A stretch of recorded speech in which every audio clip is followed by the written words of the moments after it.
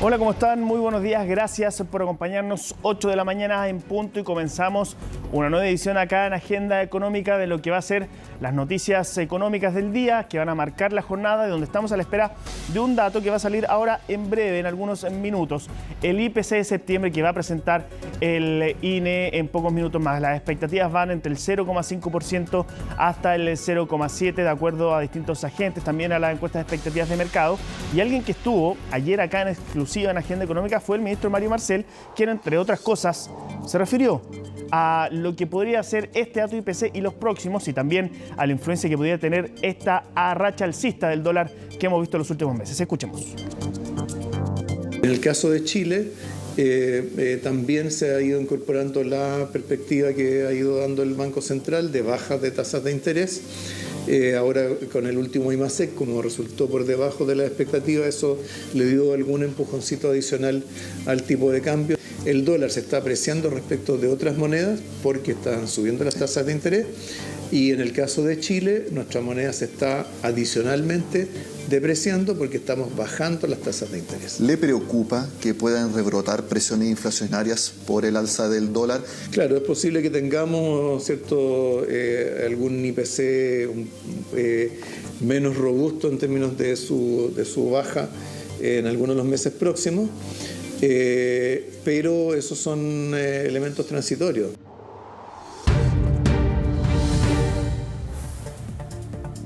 Y se lo mencionábamos, el INE, el Instituto Nacional de Estadística, ya publicó el dato del IPC de septiembre, que ahí ustedes lo están viendo en pantalla, registró una variación de 0,7%, es decir, en la parte alta de las expectativas. Con esto la inflación anual baja a 5,1%, sigue bajando la inflación. Es una buena noticia porque se enmarca dentro de las expectativas que esperaba el mercado. No sorprende ni a la baja ni al alza, como fue en agosto, que tuvimos una sorpresa con un crecimiento menor. ¿Qué dice el INE? Destacan las alzas de los alimentos, bebidas no alcohólicas y transporte, y también la disminución de bebidas alcohólicas y tabaco. ¿Qué pasa con las divisiones? División de alimentos y bebidas no alcohólicas. Acá hay anota aumentos mensuales en 7 de sus 11 clases. La más importante fue hortalizas, legumbres y tubérculos. Sabemos, por ejemplo, lo que ha estado ocurriendo con la papa, producto de las inundaciones que sufrimos a mediados de año en la zona centro-sur, mientras que productos lácteos como quesos y huevos también subieron 0,8%.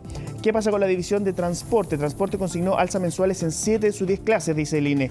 La más importante fue combustibles y lubricantes para vehículos de transporte personal con 2,9%, seguida de transporte de pasajeros por vías urbanas y carreteras con 0,9%.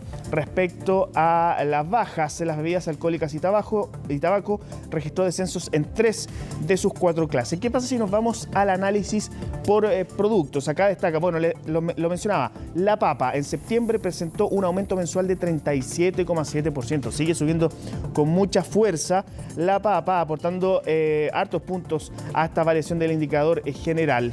Acumula 96% de alza, 96,2% de alza al noveno mes del año, es decir, casi ha doblado su precio de la papa respecto al inicio de este año, y más de 115% en 12 meses. ¿Qué pasa con la gasolina? Un incremento de 3,1%. Ayer registramos una nueva alza con una incidencia y variaciones de menos 0,4% en lo que va del año. Es decir, durante el año ha bajado de precio, pero sigue subiendo con fuerza. El paquete turístico también registró una alza mensual de 7,4%. El pan, importante en todos los hogares chilenos, un crecimiento de 1,6%, acumula un 6% en lo que va del año, mientras que el tomate reportó un descenso de 10%, un descenso importante. Por ahí hay buenas noticias con el tomate, y también las bebidas gaseosas que registran una disminución de 3,6%. Bueno, entonces este dato de septiembre, que es 0,7%, yo les mencionaba, se ubica dentro de las expectativas de mercado, en la parte alta de estas expectativas. Baja la inflación anual a 5,1%.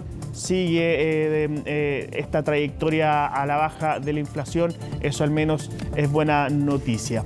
Vamos a seguir analizando esto en un ratito más en la entrevista en pocos minutos más los primeros análisis de lo que es este dato de IPC de septiembre. Pero ahora vamos a seguir con algo que también le mostramos recién, que son algunas de estas declaraciones, análisis que dejó la visita del ministro Marcel acá en Agenda Económica de manera exclusiva, particularmente con lo que está pasando con las reformas que sabemos se siguen discutiendo, particularmente la de pacto fiscal, también la de pensiones, se siguen discutiendo paralelo a esta discusión de presupuesto. Todas discusiones álgidas que enfrentan tanto al oficialismo con los distintos partidos de la oposición.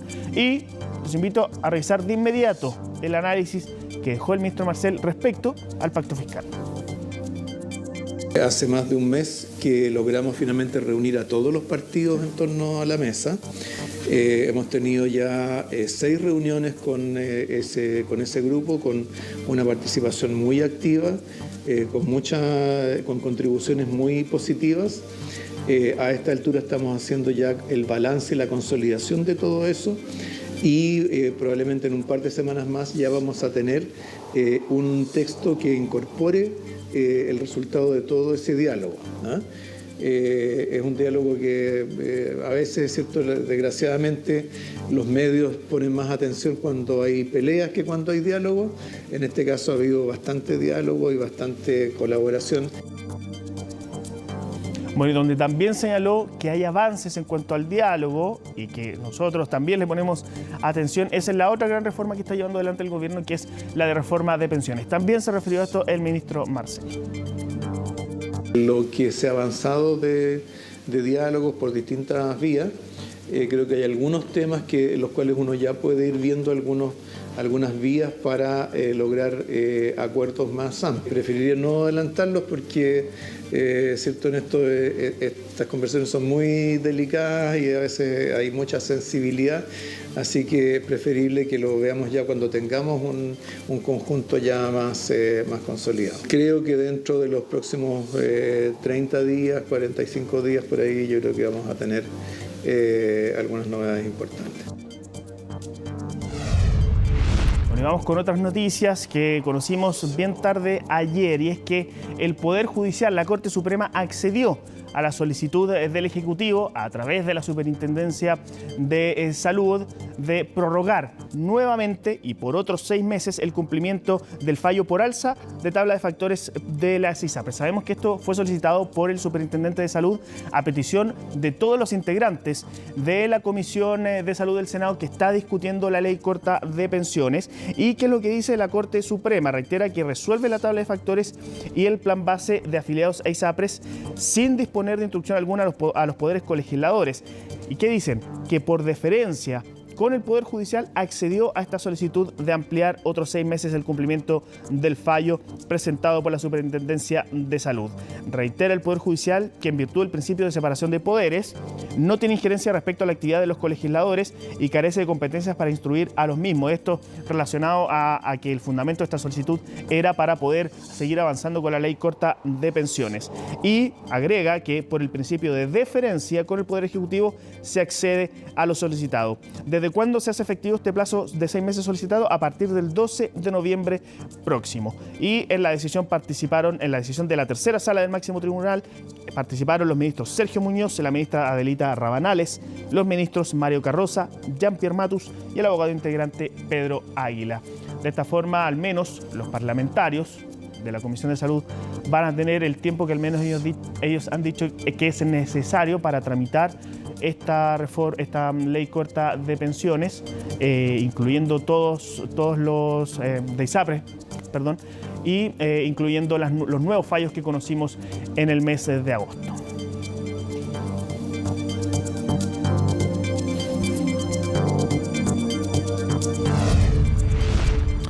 Bueno, y también lo mencionaba ahí en las declaraciones que mostramos del ministro Marcel. Uno de los temas que hemos seguido con atención es lo que está ocurriendo con el dólar, las presiones inflacionarias que esto genera y también lo que hemos visto más concretamente la mayoría de los consumidores, que son los precios en las distintas áreas del transporte, las bencinas, por ejemplo, y cómo eso se traslada a otros precios. Bueno, Marilú Carrión estuvo analizando esto y vio cómo puede influir particularmente en las bencinas y en otros medios de transporte también esta alza del dólar. Les invito a escuchar la siguiente nota. Tanto ha golpeado el precio de los combustibles a su presupuesto que ni siquiera recuerda cuándo fue la última vez que llenó completo el estanque de su taxi. No, imposible. Porque ahora debe hacer 70.000, 80.000 pesos, creo. Pero yo que no lo lleno. Anda con el olor el estanque mío. De a poco y conforme a sus ganancias, carga a 10.000 o 15.000 pesos de benzina. Quienes no tienen opción de ir reajustando las utilidades son los transportistas escolares, quienes establecen un monto anual independiente del vaivén de los precios, en este caso muy a su pesar al alza. Ya hubo una alza grande y ahora otra vez, pésimo. Y nosotros conservamos la tarifa a los apoderados todo el año, la misma tarifa. ¿No hay forma de reajustar? No. Con las manos atadas, lo único que les queda es buscar las bencineras un poco más baratas de su sector. Y aún así ven cómo cada 3 semanas es cada vez más caro llenar un estanque y cumplir con su labor. Atroz, porque imagínate que nosotros le colocábamos, yo por decirte, le coloco semanal y antes le colocaba, no sé, pues empecé con 25, ahora ya voy en 42. Y hoy día subió de nuevo, o sea, subió 30 y tantos pesos. O sea, para nosotros es mortal porque nosotros no le podemos subir a los papás la tarifa. Yo hace 2 meses llenaba el estanque con alrededor de 40.000 pesos llenaba el estanque. Ahora estoy llegando casi a los 50 y un poco más. ¿Le alcanza la semana completa? No me alcanza la semana completa. Después tiene que volver a llenar o hay que volver a llenarlo o dependiendo de los días que queden para trabajar, rellenar lo que falta.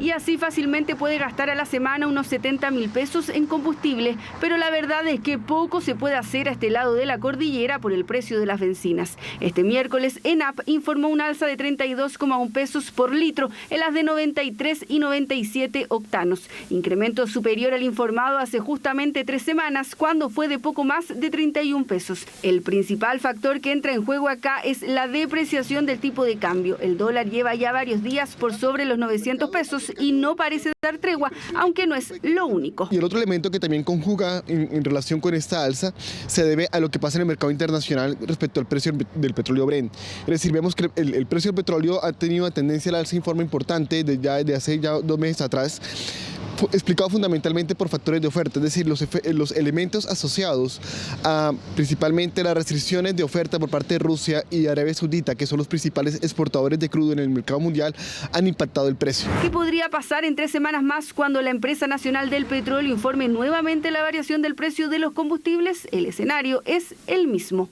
Se esperan alzas para al menos el 26 de octubre y muy probablemente a mediados de noviembre.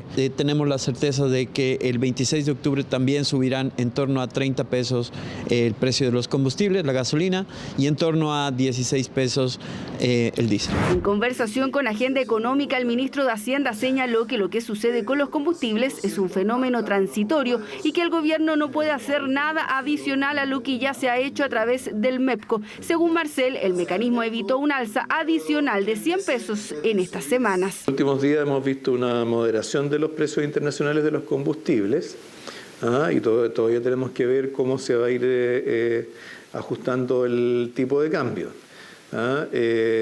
Así que yo diría, no estamos en una situación como la de la guerra o la invasión de Rusia a Ucrania. Siento que fue un fenómeno que golpeó muy fuertemente no solamente el precio del petróleo, sino que de sus derivados, dado toda la capacidad de refinación que estaba instalada en Rusia.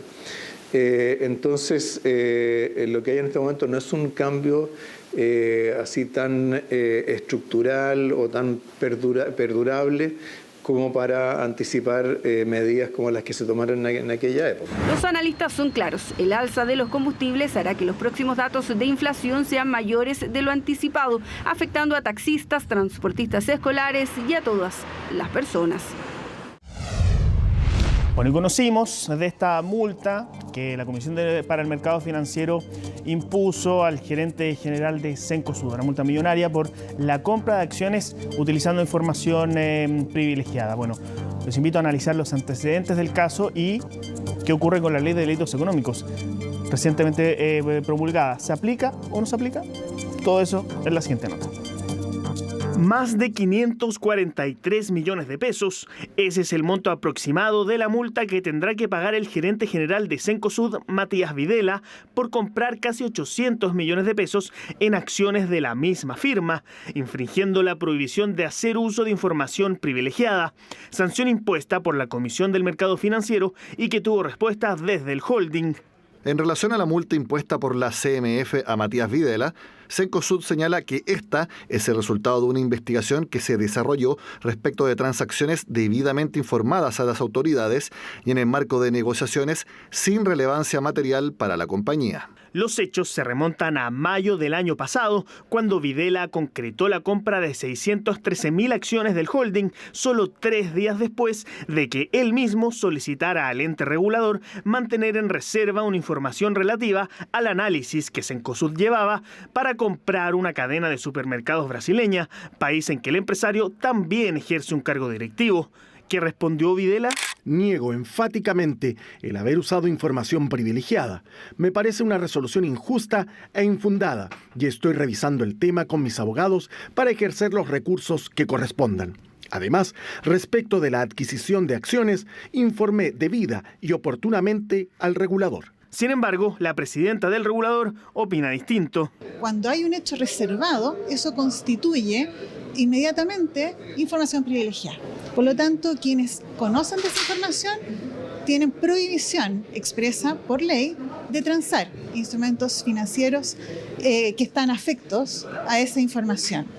Y en este caso justamente nos encontramos con una situación en que se realiza una transacción en posesión de información que el resto del mercado no tiene. Es decir, no importa que la compra de acciones haya sido informada, porque según la CMF nunca debió haberse concretado, debido a la información reservada que Videla conocía.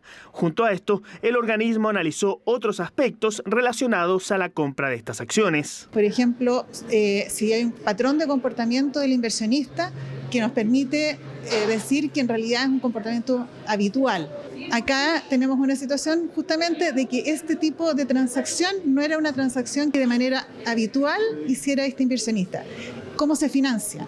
Si la persona toma un crédito. Crédito que Videla pidió expresamente que pudiera ser aprobado antes del cierre bursátil del mismo día en que lo solicitó, lo que finalmente ocurrió de esa manera. Todo esto llevó a la CMF a concluir que existió una violación a las reglas del mercado. En términos generales, lo que estamos protegiendo acá es como la igualdad del acceso a la información y la igualdad de oportunidades en el mercado de valores. Él era director en Brasil, gerente en Chile, estaba en conocimiento de esta operación, no es información que pueda acceder el público en general, y básicamente como se quiere resguardar esta transparencia e igualdad en el mercado de valores, se le impuso una multa de 15.000 unidades de fomento. Por eso, luego de imponer esta multa, la CMF remitió los antecedentes a la Fiscalía para que investigue si acá existe delito. De ser así, Videla arriesga entre 540 días hasta 10 años de presidio, penas que, sin embargo, podrían ser bastante mayores si los mismos hechos hubieran ocurrido en vigencia de la recientemente aprobada Ley de Delitos Económicos.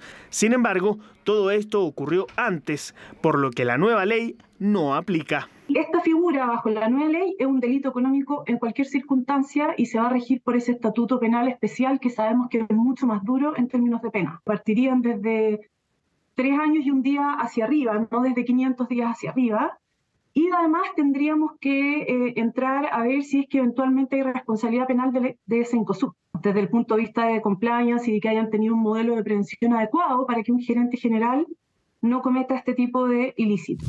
Aunque todavía hay instancias pendientes y la investigación judicial sobre Matías Videla recién comienza, sin duda este se configura como un nuevo caso que involucra a un alto ejecutivo de una gran empresa que pone a prueba nuestro sistema regulatorio en materia.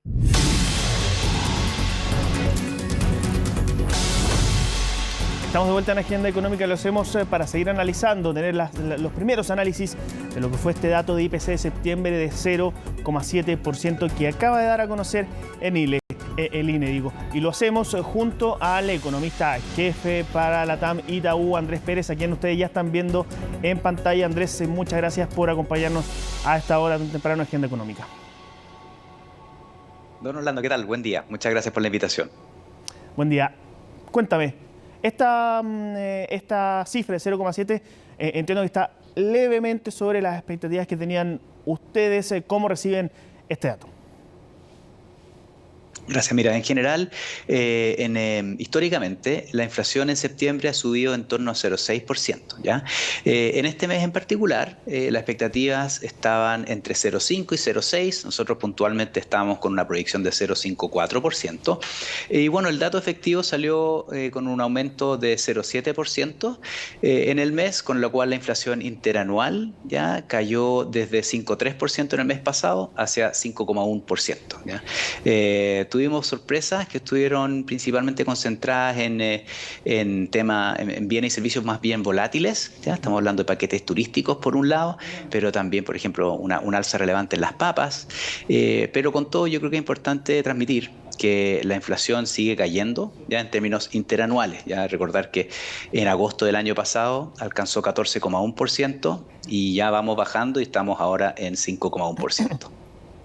Claro, y tú lo señalabas, esto se concentra más bien en algunos productos volátiles. El IPC sin volátiles, que sabemos que mira con bastante atención ahí el Banco Central, estuvo en línea con lo esperado. En ese sentido, ¿podemos entender esto como buenas noticias? Sí, mira, hay distintas maneras de medir las presiones que hay en los precios y la medida que solemos mirar con un poco más de atención es justamente el IPC sin volátiles, que es la canasta del IPC, pero que aísla los bienes y servicios volátiles de la canasta. Y en este caso tuvimos un aumento de 0,2% en el mes, con lo cual en su medida interanual el IPC sin volátiles cayó desde 7,4% en el mes anterior hacia 6,6%. Entonces fue una caída más pronunciada en el IPC sin volátiles durante este mes en su medida interanual.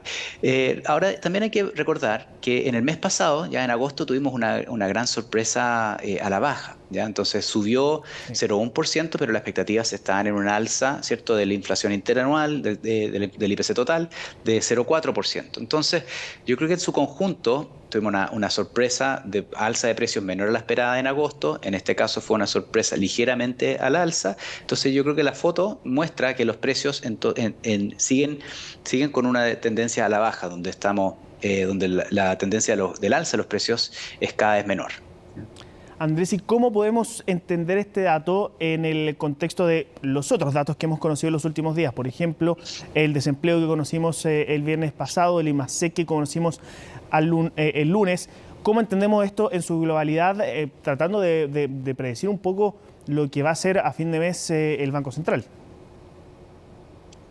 Bueno, yo creo que la macro en Chile se ha ido calibrando. Estamos hablando de una economía que estuvo a exceso de velocidad, creciendo quizás demasiado rápido, lo que alimentó las presiones de inflación, ¿ya? Y bueno, parte del proceso de ajuste de la economía es justamente tasas una tasa de política monetaria más contractiva por un periodo prolongado, que ya se ha empezado a ajustar justamente porque la inflación ha empezado a ceder y la actividad también. Ahora, mirando hacia adelante, nosotros esperamos que la economía ya haya tocado fondo, ya, y ahí empiece un proceso leve de recuperación y que los precios sigan cayendo paulatinamente y termine el año en torno al 4%. En este contexto, lo más probable es que el Banco Central tenga espacio para seguir reduciendo la tasa y nosotros esperamos que baje 75 puntos base, siempre y cuando también que las condiciones financieras globales, ¿cierto?, se vayan moderando. Durante las últimas semanas, el instrumento, como que el termómetro de las condiciones financieras globales, que es la tasa a la cual se endeuda el Estados Unidos a un plazo de 10 años, ¿cierto? El US Treasury a 10 años, ha subido de manera pronunciada y se está acercando a los niveles como que no vistos desde el año 2007. Entonces eso hace que las condiciones financieras globales sean más tensas y en ese sentido no nos extrañaría que de mantenerse las tensiones, ¿cierto?, financieras en estos niveles, que bueno, que puedan incluso bajar un poco menos que 75 puntos base en la próxima reunión. O sea, ¿podríamos terminar el año incluso con una tasa de interés por sobre el 8%? Nuestro escenario base es que terminen en 8%, pero bueno, yo creo que siempre hay factores que puedan que pueden ajustar ese juicio, pero por el momento nosotros esperamos que el Banco Central baje 75 a fines de octubre y después nuevamente en diciembre otro 75 y termine en 8%. ¿Ya? Tú decías que a nivel internacional hay que estar mirando. ¿Y cuáles son los principales riesgos que ustedes ven que podría de alguna forma cambiar esta dirección? Bueno, por un lado, yo creo que esta sorpresa al alza, de nuevo, fue más bien concentrada en temas volátiles, entonces no debería cambiar la visión del Banco Central sobre el proceso desinflacionario en curso, ¿ya? En el ámbito internacional, yo creo que sí es que efectivamente tenemos... persiste la volatilidad que hay con respecto a las condiciones financieras, si es que eventualmente la Fed tenga que subir un poco más su tasa de política monetaria, todo eso son antecedentes que se tienen que considerar al momento de tomar la decisión. De nuevo, son antecedentes adicionales a lo que ocurre en el ámbito local. Después también yo creo que hay cada vez más atención en lo que está sucediendo en la economía china, que nosotros creemos que ya se habría estabilizado después de tener un par de meses, poco más de debilidad mayor en la actividad económica, pero que ya se habría estabilizado y debería empezar a retomar una senda de crecimiento, pero nunca en los ritmos que vimos que no estábamos ya acostumbrados. Andrés, para ir finalizando, estamos muy atentos, por supuesto, a lo que está ocurriendo con el dólar, esta racha alcista que ya está más o menos consolidado sobre los 900 pesos. Hay algunos que han llamado a algunas instituciones ahí a reformular sus compras de dólares para ir de alguna forma controlando estos precios. ¿Cuál es tu opinión al respecto? Bueno, a ver, el tipo de cambio durante lo más reciente principalmente refleja lo que está pasando con el dólar global, ¿ya? O sea, hemos visto que el Treasury de Estados Unidos ha ido subiendo, eso también ha llevado a un fortalecimiento del dólar a nivel global. Entonces lo que está pasando con el peso chileno no es solamente lo que está pasando en el ámbito local, sino más bien refleja principalmente sus fundamentos, ¿ya? Entonces, en ese sentido, no nos extrañaría que el tipo de cambio oscile en torno a estos niveles por un tiempo. En la medida que vaya cediendo estas tensiones que hay afuera, puede ser que ya se vea un poco más de debilidad en el dólar y eso se vea reflejado en una apreciación del tipo de cambio local. En todo caso, distintos modelos sugieren que el tipo de cambio debería estar oscilando algo por debajo de los 900. Entonces, ese juicio es coherente con esta apreciación de esta fortaleza transitoria que vemos en el dólar a nivel global. Perfecto. Andrés Pérez, economista jefe de LATAM Itaú, muchas gracias por acompañarnos y hacer este primer análisis de lo que fue esta cifra de IPC de septiembre. Muchas gracias. Muchas gracias, Orlando. Éxito. Hasta luego. Que tengas buen día. Nos vemos. Bueno, a todos ustedes les deseamos un muy buen viernes y los invitamos ahora a seguir en compañía de Fresia Soltov en Noticias Express.